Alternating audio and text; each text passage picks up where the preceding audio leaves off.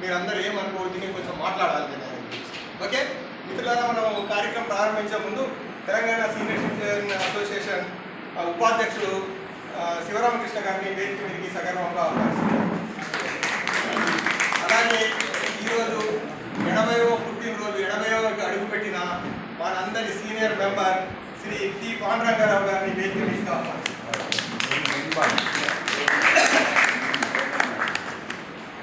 పాండురంగారావు గారు white dress వేస్తున్నారండి, రోజు చేసే డ్రెస్ బర్త్డే అంటే బర్త్డే లాగా కనిపిస్తుందండి.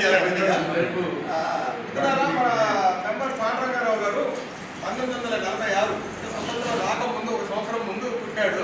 పుట్టి ఏం బాధ చేశాడో, పుట్టినప్పుడు ఏడున్నాడు, పుట్టినోడు పారిపోయాడు అనమాట. 47 పాండురంగాడు కదండి, మరి పాండురంగాడు అన్నట్టు మామూలు కాదు కదా, వేసి వాళ్ళని నిలబట్టాడు మొత్తానికి నా దగ్గర నుంచి. ధన్యవాదాలు సార్ దాని గురించి. మన ఈయనకి 1966లో చాలామంది మీరు 10th క్లాస్కి వచ్చి ఉండకపోవచ్చు, అందరూ 8th 7th ఉండొచ్చు.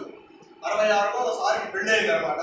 విజయలక్ష్మి గారు, పాపం మనందరికీ తెలుసు, విజయలక్ష్మి గారు అకాల మరణం చెందింది. అందరం చాలా బాధపడ్డాము. మనకన్నా ఎక్కువ ఆ సార్ ఎంత బాధపడ్డారో మనం ఊహించుకోగలము. కానీ మనం అనుకున్నట్టు ఏం జరగదు.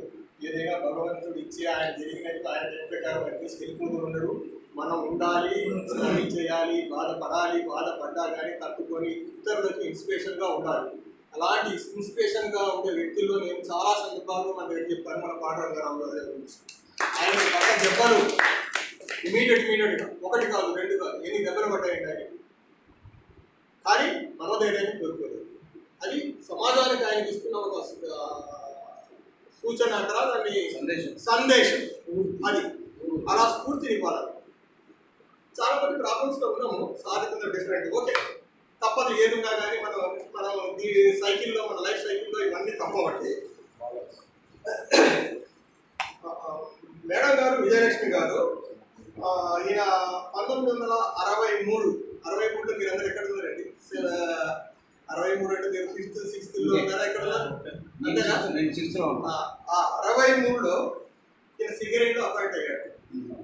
క్లర్క్ అపాయింట్ అయ్యాడు. ఈయన సర్వీసు ఈ మధ్యకాలంలో అందరి 30-35 అట్లా వెళ్ళిపోతున్నారు. కానీ సారు 43 సంవత్సరాలు సింగరేణి కార్మికులు నిర్విహారంగా మచ్చ లేకుండా పనిచేశాడు. అది గొప్పతనం. అలాగే కాగితం మీద సంతకమే పెట్టిపోయే సార్, నేను గొడవ పెట్టుకొని వచ్చిన పోయి కాగితాలు సంతకం పెట్టి సార్ అంటే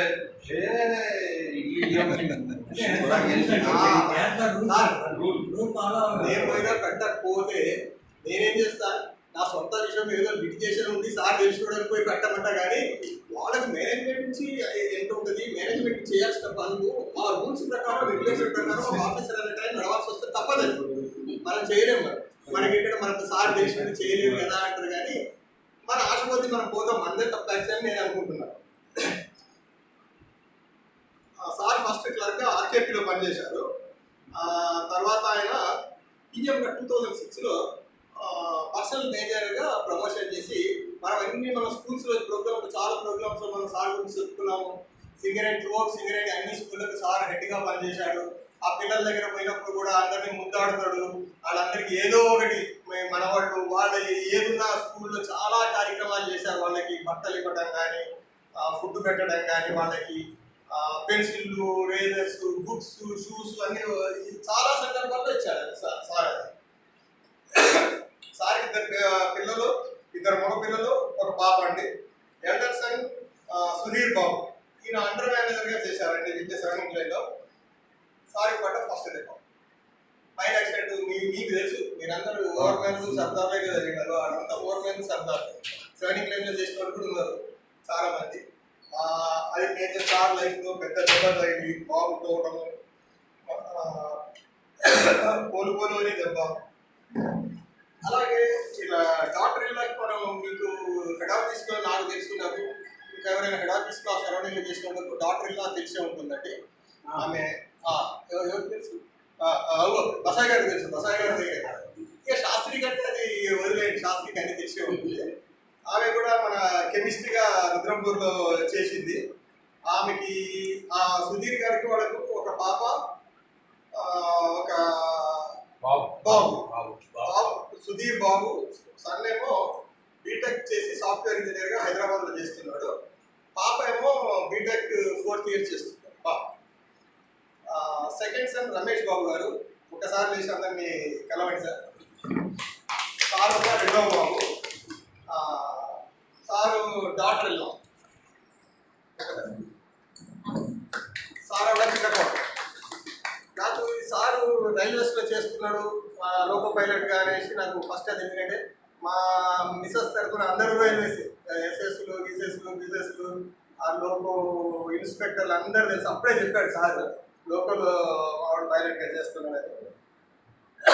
వీళ్ళకి ఇద్దరు కదండి, ఇద్దరు. సన్ బీటెక్ సెకండ్ ఇయర్ చదువుతున్నాడు, పాప అండి డిగ్రీ కంప్లీటెడ్. సార్ లోకో పైలట్గా చేసి రైల్వేస్లో చేసి స్టిల్ సారు వర్క్ చేస్తున్నారు అనమాట. ఏమండి డాక్టర్ కృష్ణవేణి గారు, son in law PS2 director మీరండి. PS2 director Tamil Nadu.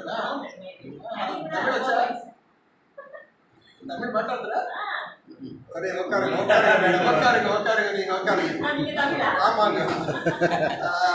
వాళ్ళకి ఒకే కొడుకు, ఆయన ఎంజాయ్ చేస్తున్నాడు అండి.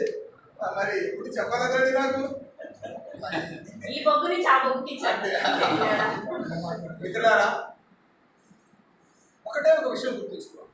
మనం అందరం ఇప్పుడు 74 క్రాస్ చేసేసి 75, 76 ఉన్నాం. సార్ ఒక 3-4 ఇయర్స్ సార్ పెద్దగా ఉంటున్నారు. సార్ నుంచి గురించి మనం స్ఫూర్తి పొందాల్సిన విషయం ఒకటి, దేనికి డీలా పడతాయి. మనకి ఇప్పుడు దాదాపు ఎదురు దెబ్బలే ఎక్కువ తగ్గుతాయండి. ఈ రోజులు మనం ఆఫీసులో ఉన్నప్పుడు కింగ్, మా కింద నలుగురు ఉన్నారు, అందరం కింగ్ లాగానే ఉన్నాం. కానీ ఇక వెళ్తే మన లైఫ్ అలా ఉండదు. ఇప్పుడు ఉన్న లైఫ్ అంతా కూడా మనకు ఉండదండి. రాను మన లైఫ్ ఇటరేట్ అవుతుంది అని చెప్పడం కామన్ అండి. మన భావాలు రెండో జనరేషన్, మూడో భావాలకి సరిపోవు. దేన్ని పట్టించుకోకుండా పొద్దునైనా టిఫిన్ చేసామా, మధ్యాహ్నం అయినా అన్నం తిన్నామా, సాయంత్రం అయినా ఇక్కడికి వచ్చి క్యారమ్స్ ఆడుకున్నామా, పోయామా, మళ్ళీ అన్నం తిన్నామా, పడినంత వరకే మనం పరిమితంగా ఉంటే ఫ్యామిలీస్ అన్నీ బాగుంటాయి, పిల్లలు బాగుంటారు, వాళ్ళ మాటలు మనకు నచ్చవు, మన చాదస్తం వాళ్ళకి అసలే నచ్చదు, తన్నీళ్ళ కొట్టినట్టే ఉంటుంది అలా కోడళ్ళ మాట. ఏమనుకోవాలంటే జాగ్రత్తగా మనం ఇక్కడ నుంచి డీల్ చేసుకుంటే ఒక్కో స్టెప్ ఉన్నంతకాలం మనం మంచిగా అనిపించుకొని వాళ్ళకి బర్డెన్ కాకుండా ఇబ్బందులు మనం పడ్డా కొంచెం భరిస్తూ వాళ్ళిద్దరి మధ్య ఏమి ఇది లేకుండా వాళ్ళు హ్యాపీగా మన వాళ్ళు నిలబడి వాడు కూడా పెద్దగా ఎదుర్కొంది మన పెద్దరికాన్ని కాపాడుకుంటారని నేను కోరుకుంటున్నాను అండి. ఈ కార్యక్రమంలో నెక్స్ట్ భాగంగా మనము కేక్ కటింగ్ పెడతాం. సార్ని రిఫ్రెష్మెంట్స్ లాస్ట్ పెడదామండి. అక్కడ టైం అవుతుంది, ముందు రిఫ్రెష్మెంట్స్ పెట్టేసుకుందామండి. కొంచెం మనకి గ్యాప్ ఉండాలి పొట్టకి. మళ్ళీ అక్కడ పోతే ఆయన తినలేదని ఆయన కూడా పడతాడు. రిఫ్రెష్మెంట్ కమిటీ ఎవరున్నారండి? గురుమూర్తి సార్ రెడీ చేసుకోండి సార్. ఈ లోపల సార్కి మనం స్పీచెస్ ఇది కంప్లీట్ చేసుకుంటాం. సార్కి ఫెలిసిటేషన్ స్పీచెస్ మనం సార్ అరేంజ్ చేసేదానికి మనం కంప్లీట్ చేసుకున్నాం. సార్ తర్వాత ఇప్పుడు మా సీనియర్ సిటిజన్ అసోసియేషన్ ఉపాధ్యక్షుడు మన శివరామకృష్ణ గారిని 2 మాటలు మాట్లాడవలసింది కాబట్టి